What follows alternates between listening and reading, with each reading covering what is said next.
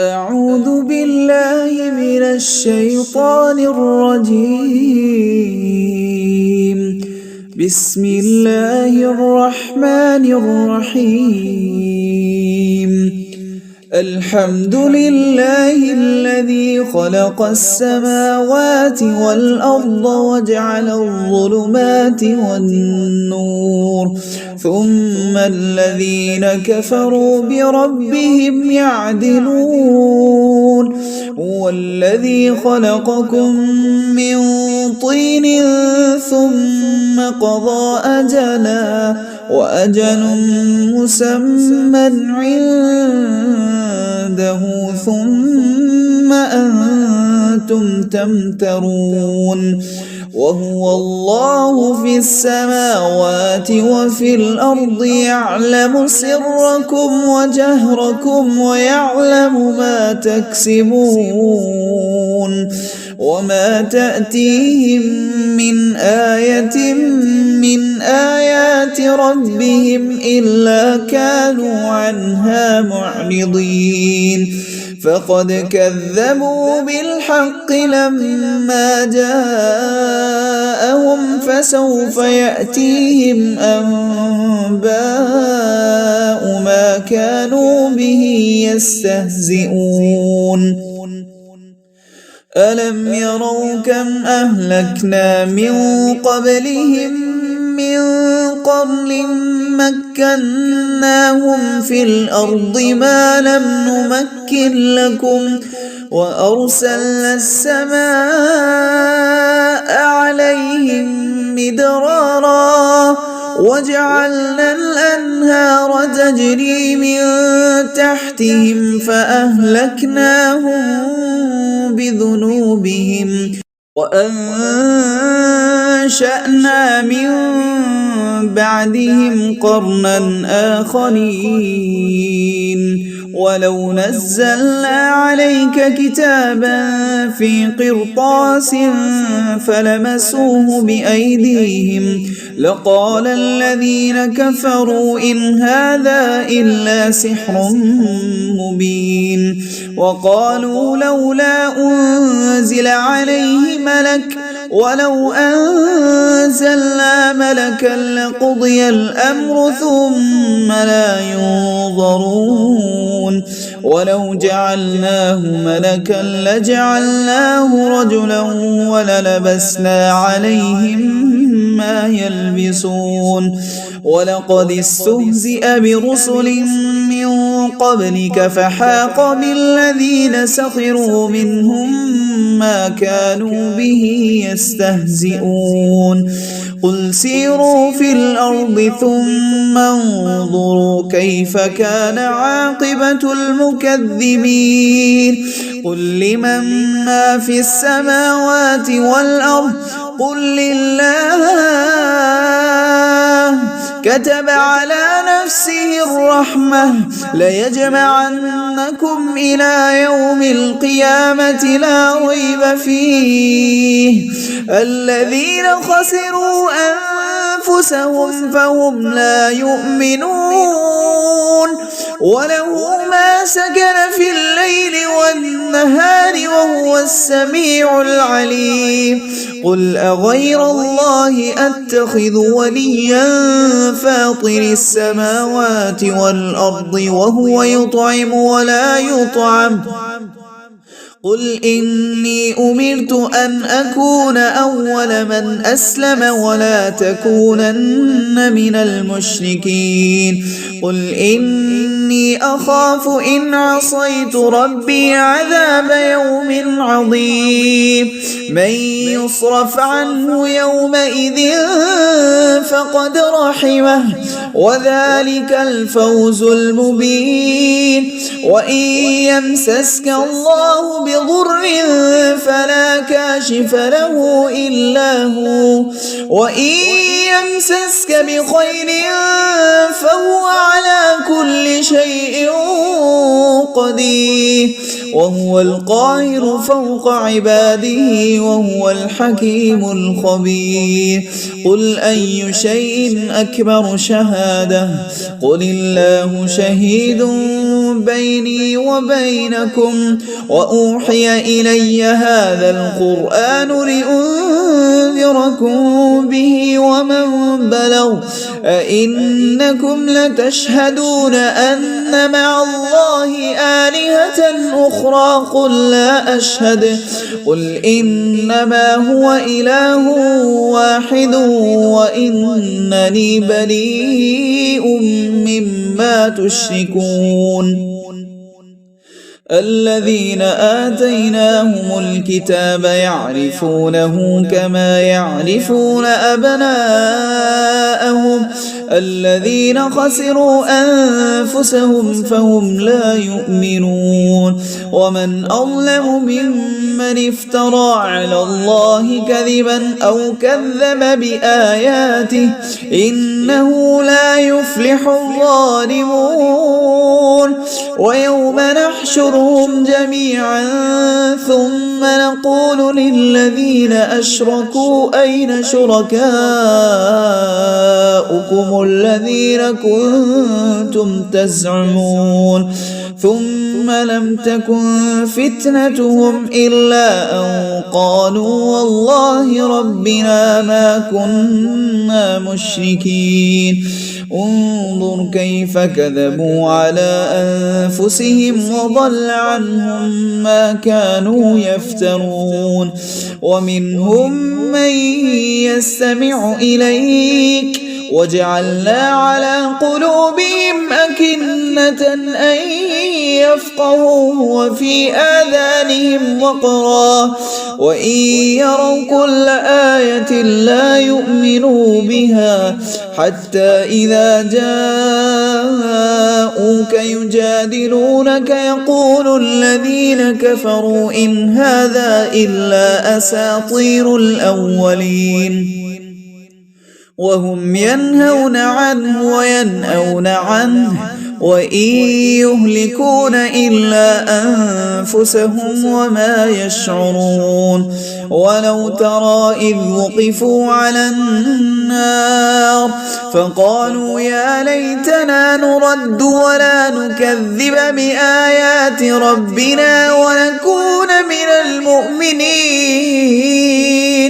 بل بدا لهم ما كانوا يخفون من قبل ولو ردوا لعادوا لما نهوا عنه وإنهم لكاذبون وقالوا إن هي إلا حياتنا الدنيا وما نحن بمبعوثين ولو ترى إذ وقفوا على ربهم قال أليس هذا بالحق قالوا بلى وربنا قال فذوقوا العذاب بما كنتم تكفرون قد خسر الذين كذبوا بلقاء الله حتى إذا جاءتهم الساعة بغتة قالوا يا حسرتنا على ما فرطنا فيها وهم يحملون أوزارهم على ظهورهم ألا ساء ما يزرون وما الحياة الدنيا إلا لعب ولهو وللدار الآخرة خير للذين يتقون أفلا تعقلون قد نعلم إنه ليحزنك الذي يقولون فإنهم لا يكذبونك ولكن الظالمين بآيات الله يجحدون ولقد كذبت رسل من قبلك فصبروا على ما كذبوا وأوذوا حتى أتاهم نصرنا ولا مبدل لكلمات الله ولقد جاءك من نبأ المرسلين وإن كان كبر عليك إعراضهم فإن استطعت أن تبتغي نفقا في الأرض أو سلما في السماء فتأتيهم بآية ولو شاء الله لجمعهم على الهدى فلا تكونن من الجاهلين إنما يستجيب الذين يسمعون والموتى يبعثهم الله ثم إليه يرجعون وقالوا لولا نزل عليه آية من ربه قل إن الله قادر على أن ينزل آية ولكن أكثرهم لا يعلمون وما من دابة في الأرض ولا طائر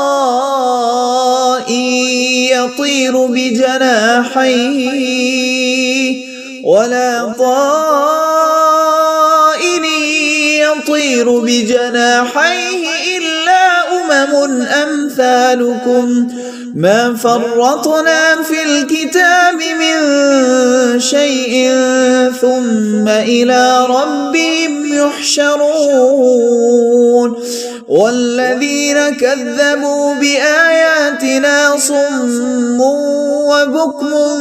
في الظلمات من يشاء الله يضلله ومن يشاء يجعله على صراط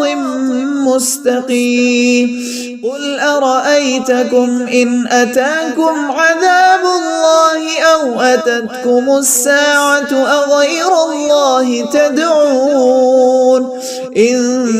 كنتم صادقين بل إياه تدعون فيكشف ما تدعون إليه إن شاء وتنسون ما تشركون ولقد أرسلنا إلى من قبلك فأخذناهم بالبأساء والضراء لعلهم يتضرعون فلولا إذ جاءهم بأسنا تضرعوا ولكن قست قلوبهم وزين لهم الشيطان ما كانوا يعملون فلما نسوا ما ذكروا به فتحنا عليهم أبواب كل شيء حتى إذا فرحوا بما أوتوا أخذناهم بغتة فإذا هم مبلسون فقطع دابر القوم الذين ظلموا والحمد لله رب العالمين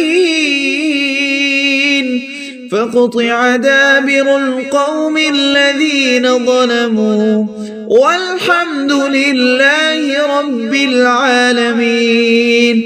قل أرأيتم إن أخذ الله سمعكم وأبصاركم وختم على قلوبكم من إله غير الله يأتيكم به انظر كيف نصرف الآيات ثم هم يصدفون قل أرأيتكم إن أتاكم عذاب الله بغتة أو جهرة هل يهلك إلا القوم الظالمون وما نرسل المرسلين إلا مبشرين ومنذرين فمن آمن وأصلح فلا خوف عليهم ولا هم يحزنون والذين كذبوا بآياتنا يمسهم العذاب بما كانوا يفسقون قل لا أقول لكم عندي خزائن الله ولا أعلم الغيب ولا أقول لكم إني ملك إن أتبع إلا ما يوحى إلي قل هل يستوي الأعمى والبصير أفلا تتفكرون وأنذر به الذين يخافون أن يحشروا إلى ربهم ليس لهم من دونه ولي ولا شفيع لهم يتقون ولا تطرد الذين يدعون ربهم بالغداة والعشي يريدون وجهه ما عليك من حسابهم من شيء وما من حسابك عليهم من شيء فتطردهم فتكون من الظالمين وكذلك فتنا بعضهم ببعض ليقولوا أهؤلاء من الله عليهم من بيننا أليس الله بأعلم بالشاكرين وإذا جاءك الذين يؤمنون بآياتنا فقل سلام عليكم كتب ربكم على نفسه الرحمة أنه من عمل منكم سوءا بجهالة ثم تاب من بعده وأصلح فأنه غفور رحيم وكذلك نفصل الآيات ولتستبين سبيل المجرمين قل إني نهيت أن أعبد الذين تدعون من دون الله قل لا أتبع أهواءكم قد ضللت إذا وما أنا من المهتدين قل إني على بينة من ربي وكذبتم به ما عندي ما تستعجلون به إن الحكم إلا لله يقص الحق وهو خير الفاصلين قل لو أن عندي ما تستعجلون به لقضي الأمر بيني وبينكم والله أعلم بالظالمين وعنده مفاتح الغيب لا يعلمها إلا هو ويعلم ما في البر والبحر وما تسقط من ورقة إلا يعلمها ولا حبة في ظلمات الأرض ولا رطب ولا يابس إلا في كتاب مبين وهو الذي يتوفاكم بالليل ويعلم ما جرحتم بالنهار ثم يبعثكم فيه ليقضى أجل مسمى ثم إليه مرجعكم ثم ينبئكم بما كنتم تعملون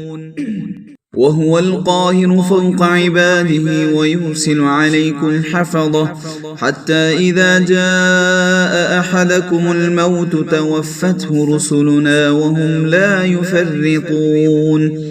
ثم ردوا إلى الله مولاهم الحق ألا له الحكم وهو أسرع الحاسبين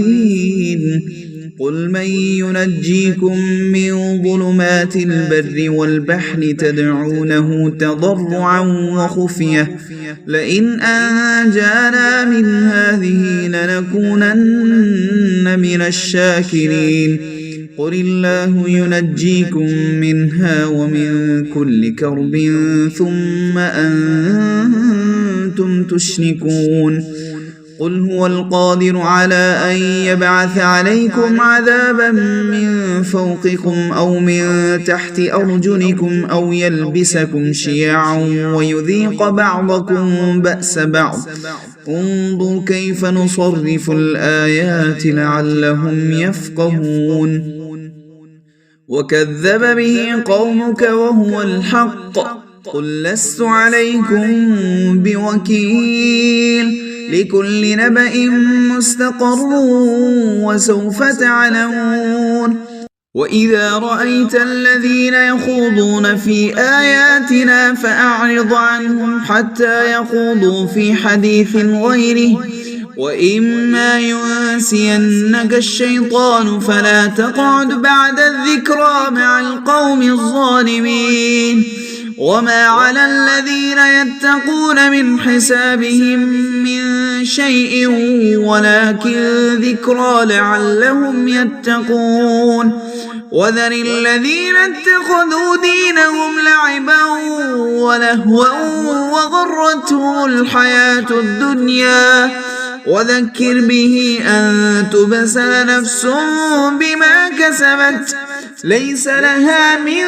دون الله ولي ولا شفيع وإن تعدل كل عدل لا يؤخذ منها أولئك الذين أبسلوا بما كسبوا لهم شراب من حميم وعذاب أليم بما كانوا يكفرون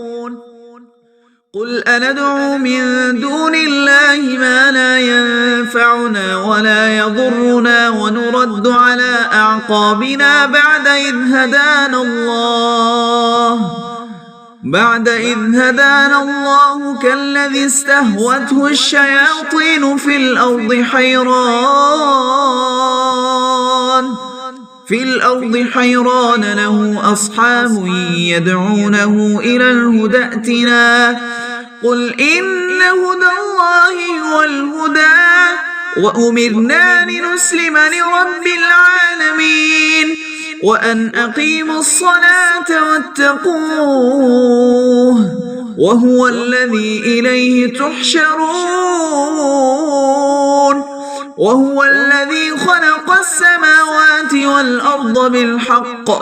ويوم يقول كن فيكون قوله الحق وله الملك يوم ينفخ في الصور عالم الغيب والشهادة وهو الحكيم الخبير وإذ قال إبراهيم لأبيه آزر أتتخذ أصناما آلهة إني أراك وقومك في ضلال مبين وكذلك نري إبراهيم ملكوت السماوات والأرض وليكون من الموقنين فلما جن عليه الليل رأى كوكبا قال هذا ربي فلما أفل قال لا أحب الآفلين فلما رأى القمر بازغا قال هذا ربي فلما أفل قال لئن لم يهدني ربي لأكونن من القوم الضالين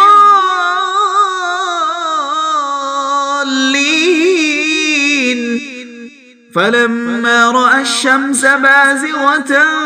قال هذا ربي هذا أكبر فلما أفلت قال يا قوم إني بريء مما تشركون إني وجهت وجهي للذي فطر السماوات والأرض حنيفا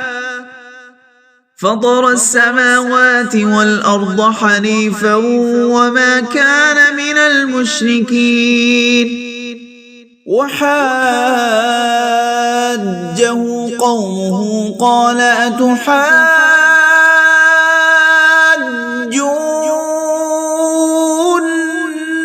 في الله وقد هدان ولا أخاف ما تشركون به إلا أن يشاء ربي شيئا وسع ربي كل شيء علما أفلا تتذكرون وكيف أخاف ما أشركتم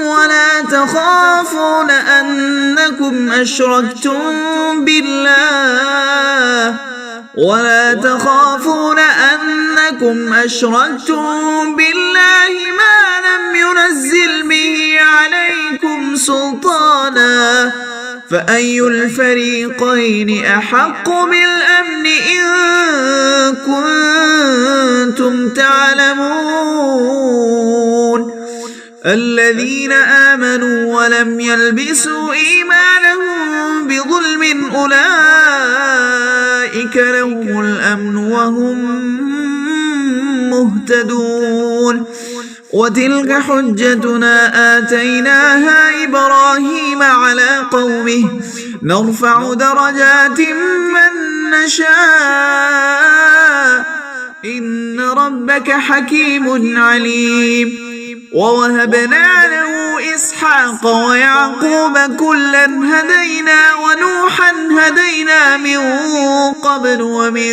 ذريته داود وسليمان وأيوب ويوسف وموسى وهارون وكذلك نجزي المحسنين وزكريا ويحيى وعيسى وإلياس كل من الصالحين وإسماعيل واليسع ويونس ولوطا وكلا فضلنا على العالمين ومن آبائهم وذرياتهم وإخوانهم واجتبيناهم وهديناهم إلى صراط مستقيم ذلك هدى الله يهدي به من يشاء من عباده ولو أشركوا لحبط عنهم ما كانوا يعملون أولئك الذين آتيناهم الكتاب والحكم والنبوة فإن يكفر بها هؤلاء فقد وكلنا بها قوما ليسوا بها بكافرين أولئك الذين هدى الله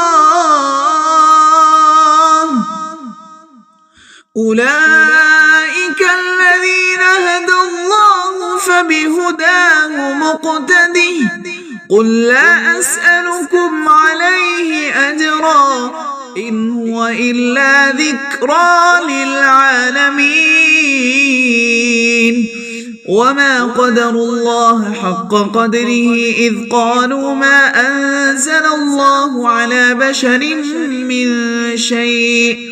قل من أنزل الكتاب الذي جاء به موسى نورا وهدى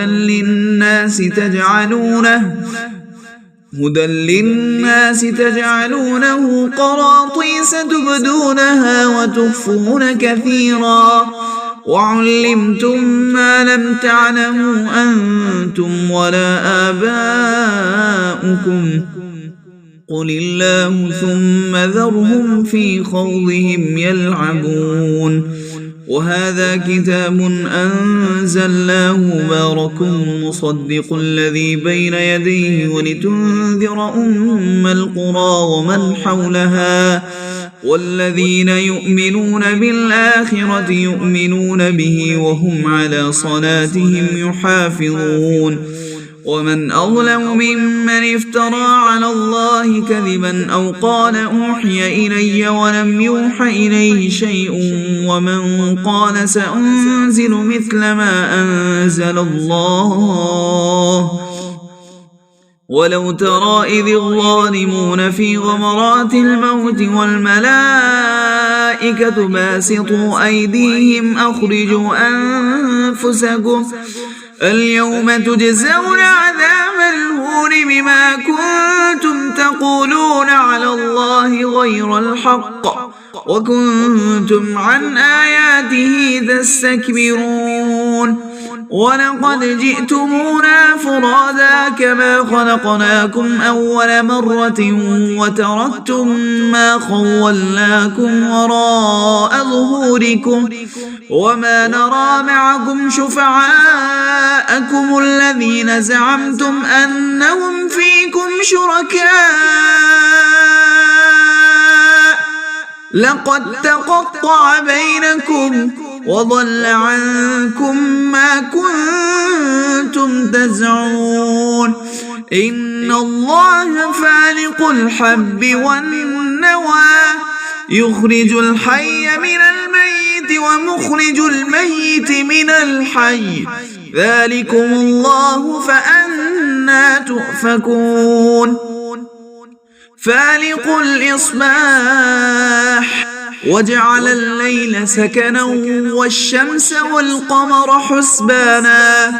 ذلك تقدير العزيز العليم وهو الذي جعل لكم النجوم لتهتدوا بها في ظلمات البر والبحر قد فصلنا الآيات لقوم يعلمون وهو الذي أنشأكم من نفس واحدة فمستقر ومستودع قد فصلنا الآيات لقوم يفقهون وهو الذي أنزل من السماء ماء فأخرجنا به نبات كل شيء فأخرجنا منه خضرا نخرج منه حبا متراكبا ومن النخل من طلعها قنوان دانية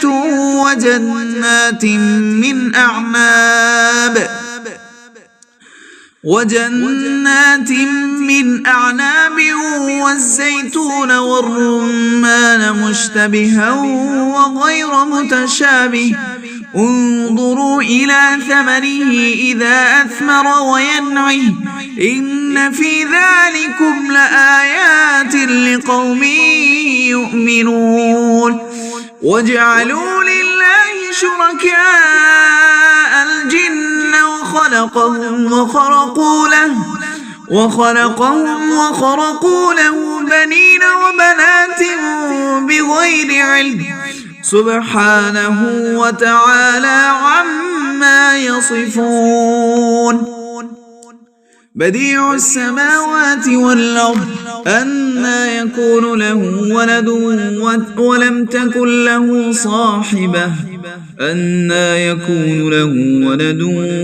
تكن له صاحبة وخلق كل شيء وهو بكل شيء عليم ذلكم الله ربكم لا إله إلا هو خالق كل شيء فاعبدوه وهو على كل شيء وكيل لا تدركه الأبصار وهو يدرك الأبصار وهو اللطيف الخبير قد جاءكم بصائر من ربكم فمن أبصر فلنفسه ومن عمي فعليها وما أنا عليكم بحفيظ وكذلك نصرف الآيات وليقولوا درست ولنبينه لقوم يعلمون اتبع ما أوحي إليك من ربك لا إله إلا هو وأعرض عن المشركين ولو شاء الله ما أشركوا وما جعلناك عليهم حفيظا وما أنت عليهم بوكيل ولا تسبوا الذين يدعون من دون الله فيسبوا الله عدوا بغير علم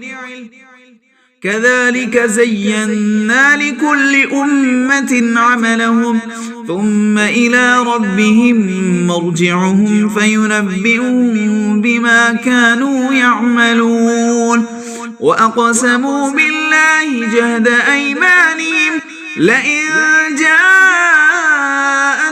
آية ليؤمنن بها قل إنما الآيات عند الله وما يشعركم أنها إذا جاءت لا يؤمنون ونقلب أفئدتهم وأبصارهم كما لم يؤمنوا به أول مرة ونذرهم في طغيانهم يعمهون ولو أننا نزلنا إليهم الملائكة وكلمهم الموتى وحشرنا عليهم كل شيء قبلا ما كانوا ليؤمنوا إلا أن يشاء الله ولكن أكثرهم يجهلون وكذلك جعلنا لكل نبي عدوا شياطين الإنس والجن يوحي بعضهم إلى بعض زخرف القول غرورا ولو شاء ربك ما فعلوه فذرهم وما يفترون ولتصغى إليه أفئدة الذين لا يؤمنون بالآخرة وليرضوه وليقترفوا ما هم مقترفون أفغير الله أبتغي حكما وهو الذي أنزل إليكم الكتاب مفصلا والذين آتيناهم الكتاب يعلمون أنه منزل من ربك بالحق فلا تكونن من الممتنين وتمت كلمة ربك صدقا وعدلا لا مبدل لكلماته وهو السميع العليم وإن تطع أكثر من في الأرض يضلوك عن سبيل الله إن يتبعون إلا الظن وإن هم إلا يخرصون إن ربك هو أعلم من يضل عن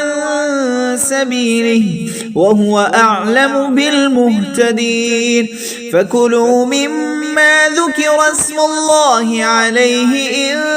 كنتم بآياته مؤمنين وما لكم ألا تأكلوا مما ذكر اسم الله عليه وقد فصل لكم ما حرم عليكم إلا ما اضطررتم إليه وإن كثيرا ليضلون بأهوائهم بغير علم إن ربك هو أعلم بالمعتدين وذروا ظاهر الإثم وباطنه إن الذين يكسبون الإثم سيجزون بما كانوا يقترفون ولا تأكلوا مما لم يذكر اسم الله عليه وإنه لفسق وإن الشياطين ليوحون إلى أوليائهم ليجادلوكم وإن أطعتموهم إنكم لمشركون أومن كان ميتا فأحييناه وجعلنا له نورا يمشي به في الناس كمن مثله في الظلمات ليس بخارج منها كذلك زين للكافرين ما كانوا يعملون وكذلك جعلنا في كل قرية أكابر مجرميها ليمكروا فيها وما يمكرون إلا بأنفسهم وما يشعرون وإذا جاءتهم آية قالوا لن نؤمن حتى نؤتى مثل ما أوتي رسل الله أعلم حيث يجعل رسالته سيصيب الذين أجرموا صغار عند الله وعذاب شديد بما كانوا يمكرون فمن يرد الله أن يهديه يشرح صدره للإسلام ومن يرد أن يضله يجعل صدره ضيقا حرجا كأنما يصعد في السماء كذلك يجعل الله الرجس على الذين لا يؤمنون وهذا صراط ربك مستقيما قد فصلنا الآيات لقوم يذكرون لهم دار السلام عند ربهم وهو وليهم بما كانوا يعملون ويوم يحشرهم جميعا يا معشر الجن قد استكثرتم من الإنس وقال أولياؤهم من الإنس ربنا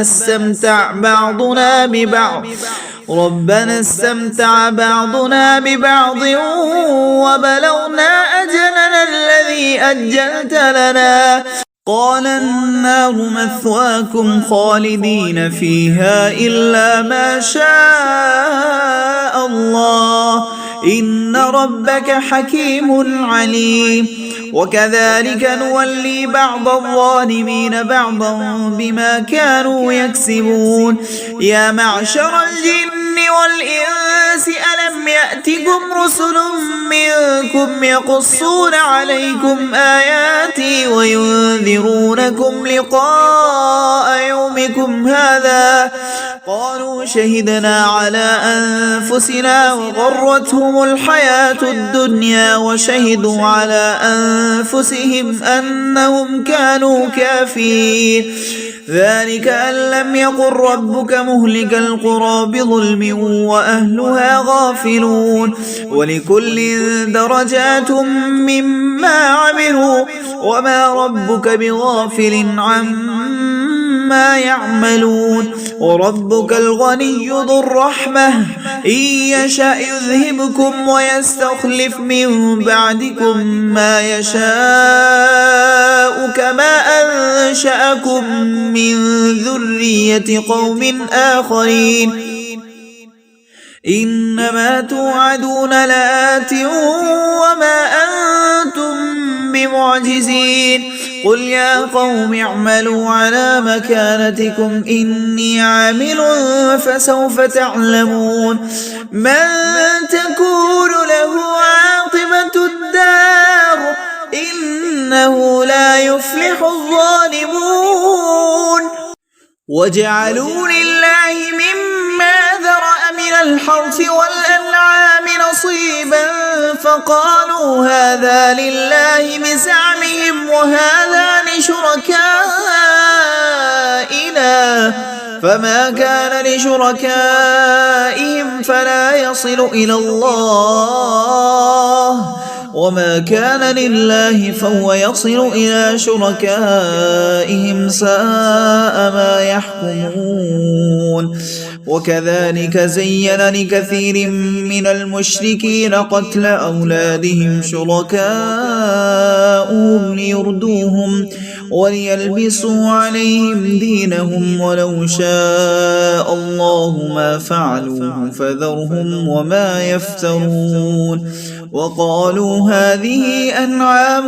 وحرث حجر لا يطعمها إلا من نشاء بزعمهم وأنعام حرمت ظهورها وأنعام لا يذكرون اسم الله عليها افتراء عليه سيجزيهم بما كانوا يفترون وقالوا ما في بطون هذه الأنعام خالصة لذكورنا ومحرم على أزواجنا وإن يكن ميتة فهم فيه شركاء سيجزيهم وصفهم إنه حكيم عليم قد خسر الذين قتلوا أولادهم سفها بغير علم وحرموا ما رزقهم الله افتراء على الله قد ضلوا وما كانوا مهتدين وهو الذي أنشأ جنات معروشات وغير معروشات والنخل والزرع مختلفا أكله والزيتون والرمان متشابها وغير متشابه كلوا من ثمره إذا أثمر وآتوا حقه يوم حصاده ولا تسرفوا إنه لا يحب المسرفين ومن الأنعام حمولة وفرشا كلوا مما رزقكم الله ولا تتبعوا خطوات الشيطان إنه لكم عدو مبين 8 أزواج من الضأن 2 ومن المعز 2 قل أذكرين حرم أم الأنثيين أما اشتملت عليه أرحام الأنثيين نبئوني بعلم إن كنتم صادقين ومن الإبل 2 ومن البقر 2 قل أذكرين حرم أم الأنثيين أما اشتملت عليه أرحام الأنثيين أم كنتم شهداء إذ وصاكم الله بهذا فمن أظلم ممن افترى على الله كذبا ليضل الناس بغير علم إن الله لا يهدي القوم الظالمين قل لا أجد فيما أوحي إلي محرما على طاعم يطعمه إلا أن يكون ميتة أو دما مسفوحا أو لحم خنزير فإنه رجس أو فسقا أهل لغير الله به فمن اضطر غير باغ ولا عاد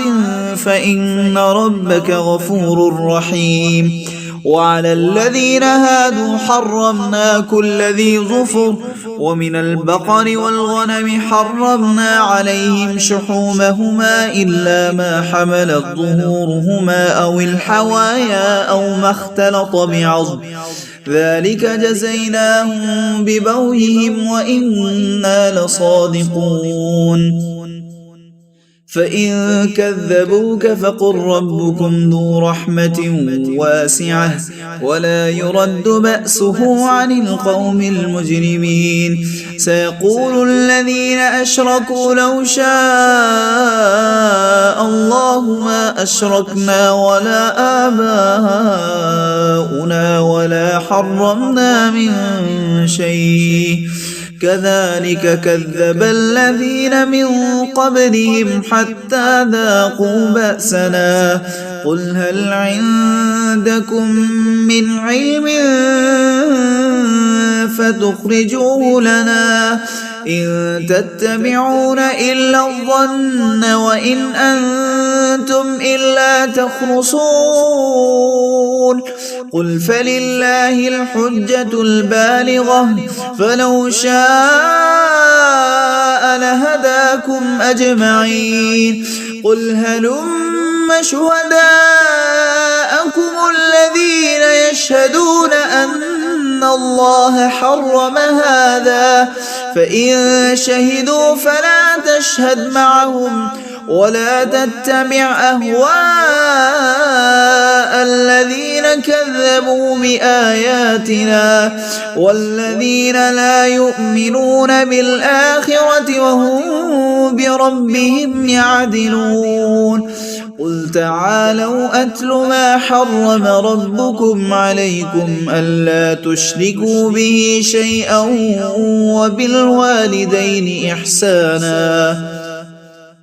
ولا تقتلوا أولادكم من إملاق نحن نرزقكم وإياهم ولا تقربوا الفواحش ما ظهر منها وما بطن ولا تقتلوا النفس التي حرم الله إلا بالحق ذلكم وصاكم به لعلكم تعقلون ولا تقربوا مال اليتيم إلا بالتي هي أحسن حتى يبلغ أشده وأوفوا الكيل والميزان بالقسط لا نكلف نفسا إلا وسعها وإذا قلتم فاعدلوا ولو كان ذا قربى وبعهد الله أوفوا ذلكم وصاكم به لعلكم تذكرون وأن هذا صراطي مستقيما فاتبعوه ولا تتبعوا السبل فتفرق بكم عن سبيله ذلكم وصاكم به لعلكم تتقون ثم آتينا موسى الكتاب تماما على الذي أحسن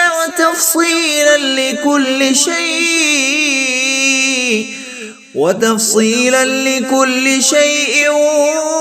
وهدى ورحمة لعلهم بلقاء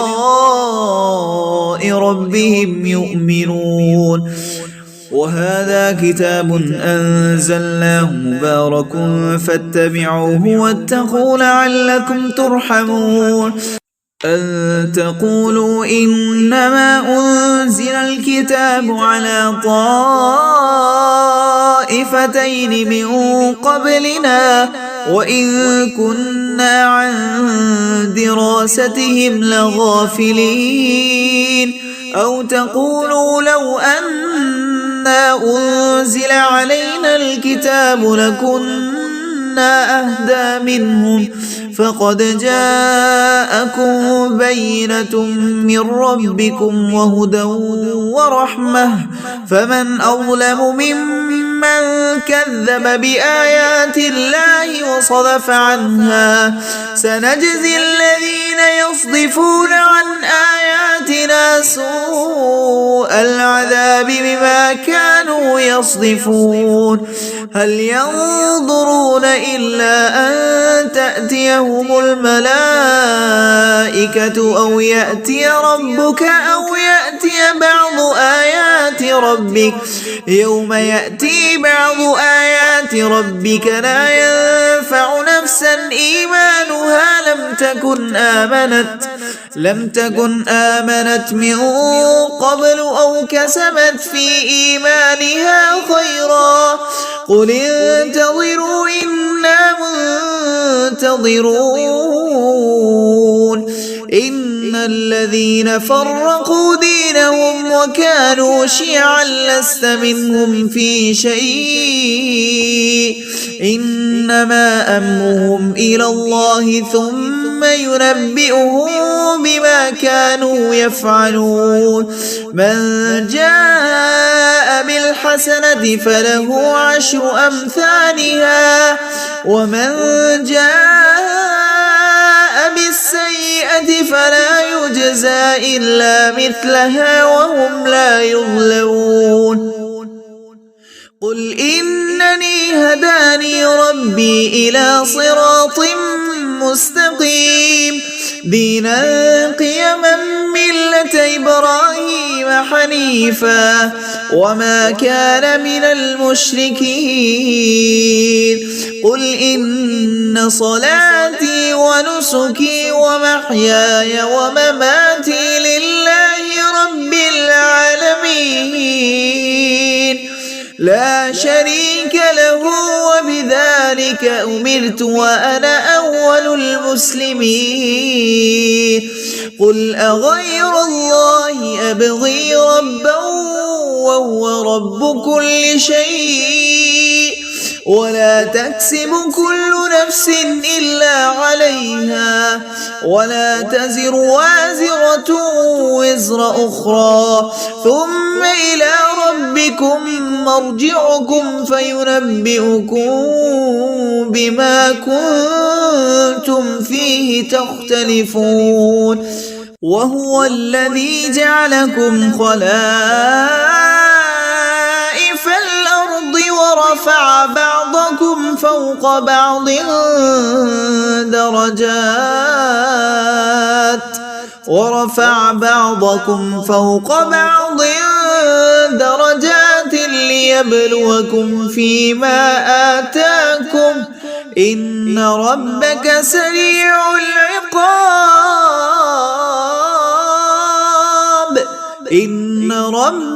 سريع العقاب وإنه لغفور رحيم.